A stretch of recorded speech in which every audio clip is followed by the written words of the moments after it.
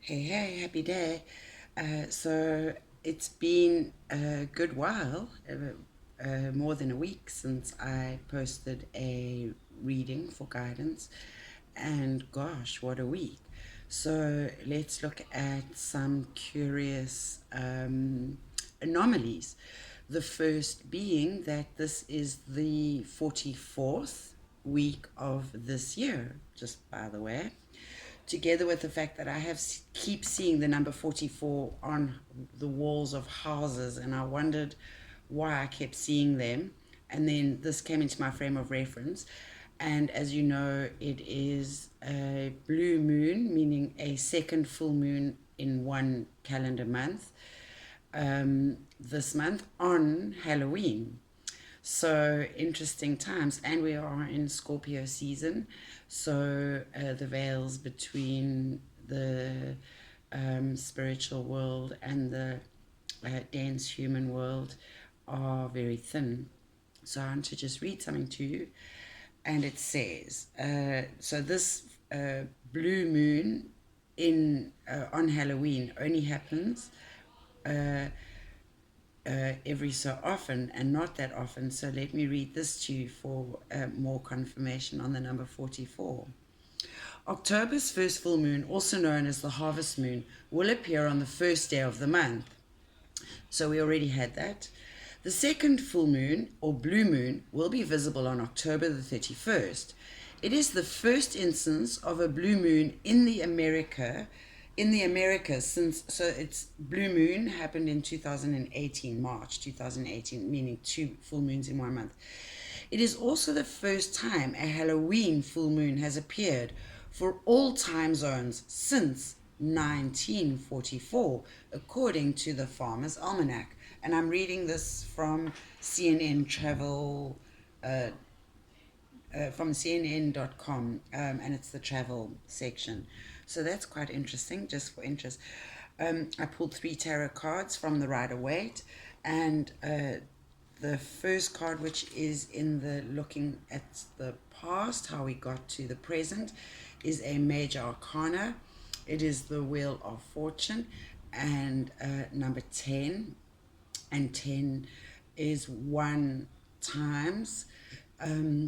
So one being new beginnings, fresh starts, and I have been talking about that, how things will be turning. So the Wheel of Fortune, if you have a look, it's where if, and it came into my frame of reference, and I remember saying to someone uh, almost in August already, about how the ugly in people would start to show through and be seen for what it was. So it's like those who were winning by being ugly in life, not living with love, kindness, and caring, they are going to find themselves being tread under the wheel.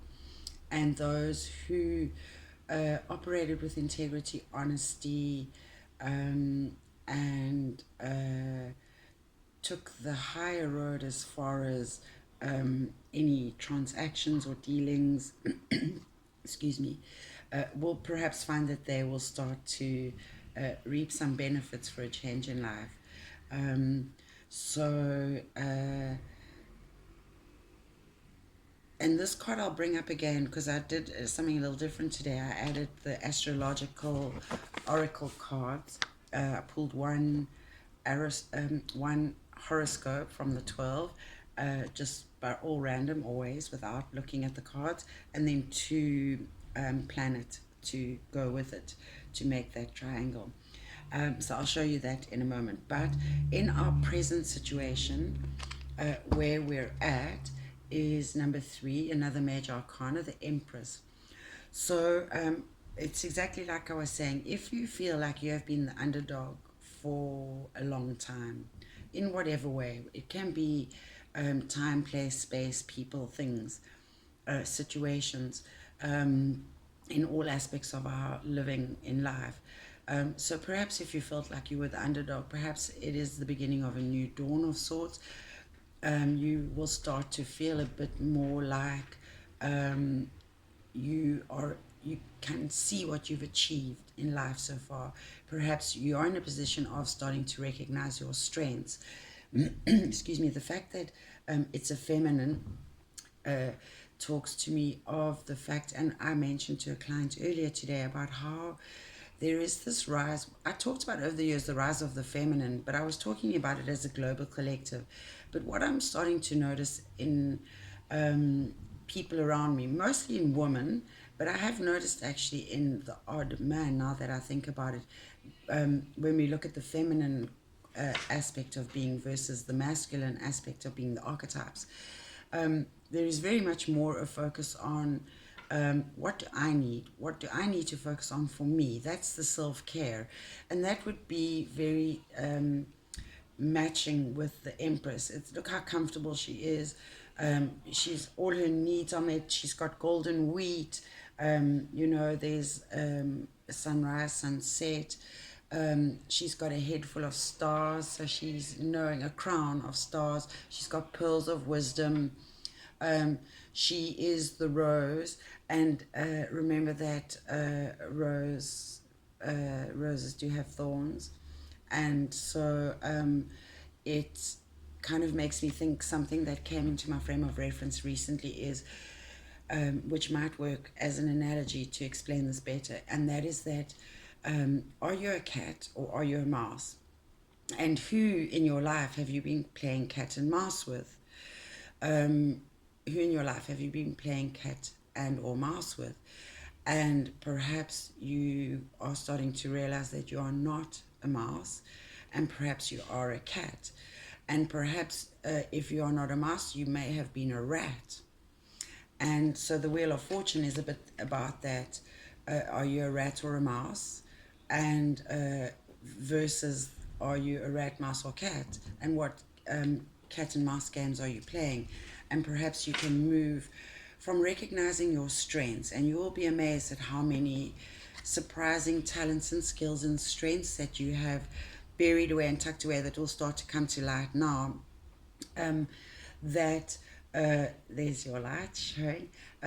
That will show you absolutely what your strengths are to help put you in this position of security and luxury, and there's waterfalls and forests, and it is really about the Heros Gamos and finding balance with your yin and yang, both internal, how much aggression and power, and how to use that and how to temper that with the feminine of patience and bringing things that are unknown to light.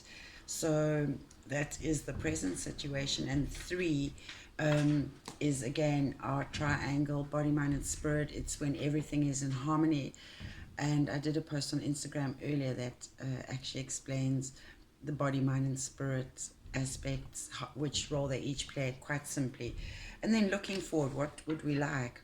Well, we would like to be coming from a more feminine perspective, where we are more self-caring and meeting our needs as far as the emotional, the feels, following our hearts in what we want to do.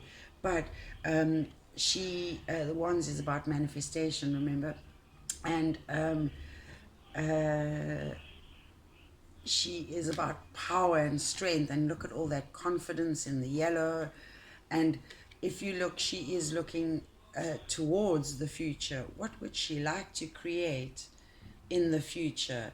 She has come through some really rocky terrain, some highs and lows, and the future is like a blank canvas to create anything one wants. We're no longer having to deal with the terrain we were presented. We now get to choose a completely new terrain to traverse. And we have the strength of a lion, and that's quite interesting, because let me now talk about from the astrological oracle cards, the astrological sign that came out was Leo.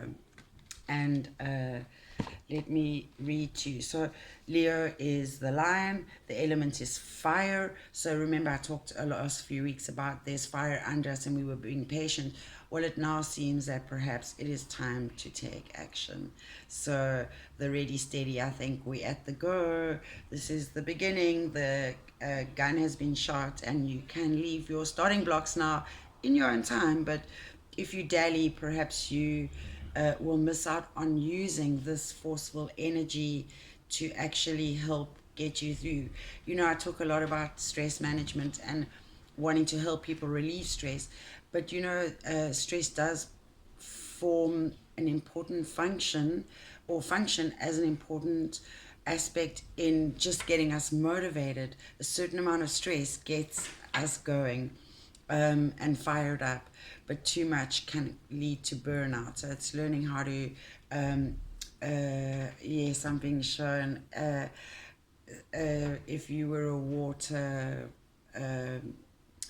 a temperature gauge and you had to temper the temperature of the water, you would know when to switch on to make it warm and when to switch off because it was getting too warm. So that's kind of where we're at. And so the Leo card, the motto, it's ruled by the sun, and the motto is I will.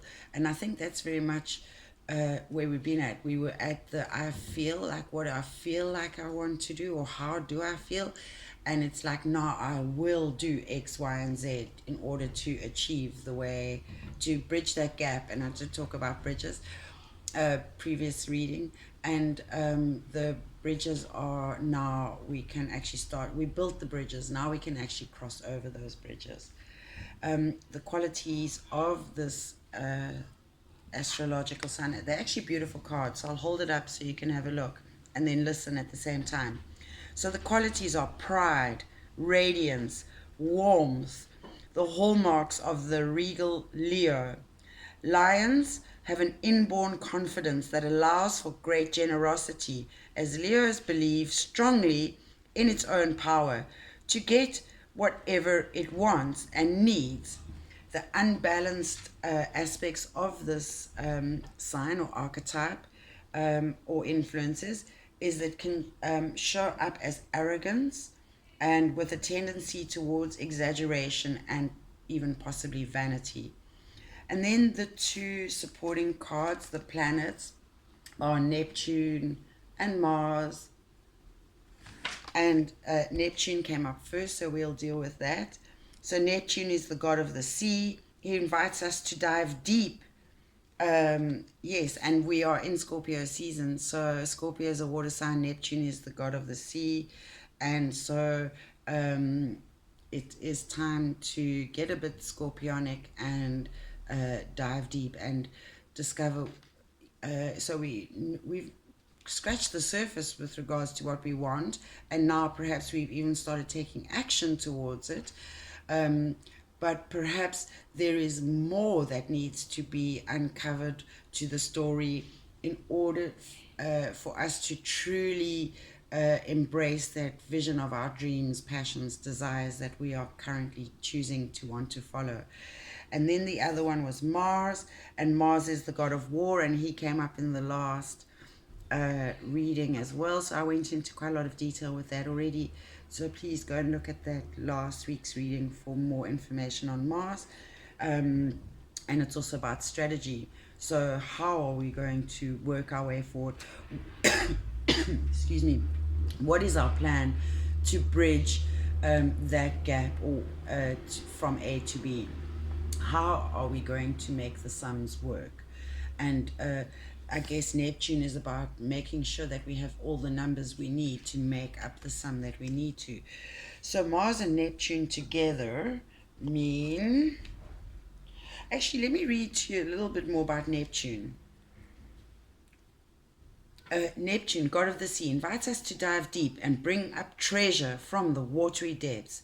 Astrologically, Neptune's influence carries us into the oceanic realm of visions and dreams. This celestial body inspires poetry and fantasy, flights of fancy and pearls of wisdom. There we go. There are your pearls of wisdom that she's wearing. And Neptune rules matters of spirituality, compassion, and a longing for understanding and serenity. Taken to extremes, Neptune's dreaminess can become illusion, confusion, and escapism. When Neptune appears in your oracle reading, use your imagination to find deeper meaning, but keep one foot on dry land. And then Mars, deeper reading, Mars. As the god of war and strategy, Mars is the representation of energy, power, and action. The red planet brings the force of will to the zodiac. The influences of Mars give the ability to move forward, push through, and conquer barriers to success. Taken to extremes, this can lead to overpowering and crushing others in a quest towards victory. The impulse to make war or express anger is in an unjust way is the shadow side of Mars. Righteous forcefulness and courage are the positive aspects, with the negative aspects being violence, conflict, and harsh aggression. When Mars appears in your oracle readings, let its strength and vigor carry you towards your goals. So there's again, you see, we're definitely at the go time where we're being told it's okay to push forward now with our plans and our dreams and start to cross those bridges. So Mars and Neptune together represent the wise warrior knows, and this is our advice actually, I think, in this reading. The wise warrior knows when it is time to lay down the sword and work towards peace. Find that wisdom in yourself, and perhaps the self-discipline card that came up a few weeks ago is a handy tool we've been working on to support us in this working with the wisdoms from within ourselves. And then Neptune in Leo means reveal the divine nature of your being. So you now have this time following your dreams, visions, passions to truly express who you are and live your walk your talk and talk your walk. And then Leo and Mars is take command with courage. So there she is, the Queen of Wands, lording it over her world, being strong, but not the aggression of the masculine, being nurturing, and looking at a longer term outcome that is peaceful and harmonious.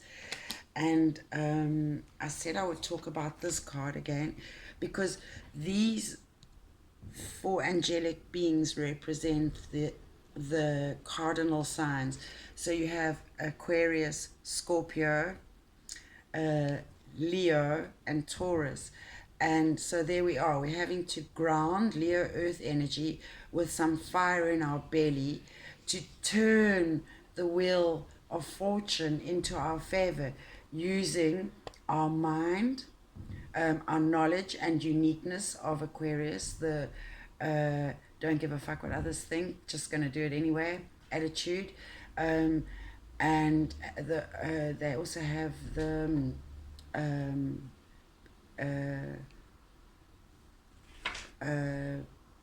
newness of vision. And there's your Scorpio with your I mentioned they talked about Neptune deep in the sea, but you could also, as above so within, that would be the eagle above, getting the macro view of lay of the land. So you can be a legend, and you can be the king of your castle. Follow your true north, and don't get misled by the rats, the sneaky snakes on the way, because that could be your downfall. That will drag you down. Remember your devil within.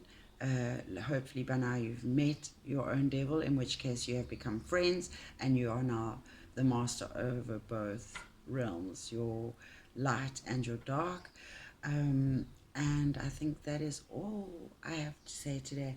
I'd love any engagement if anyone is interested in discussing any of my readings with me. It's a lot of fun. I'm quite keen to do a video on twin flames, since that's something I've been aware of for the last 4 years, and have aware of other people's journeys, and understand at this point what that is all about, and I'm able to put it into a nice package for you. So if you're interested in that, let me know, so it will encourage me to actually get on and do it. Any feedback, any engagement, any comments, any discussions are all ways to keep me motivated to keep doing this.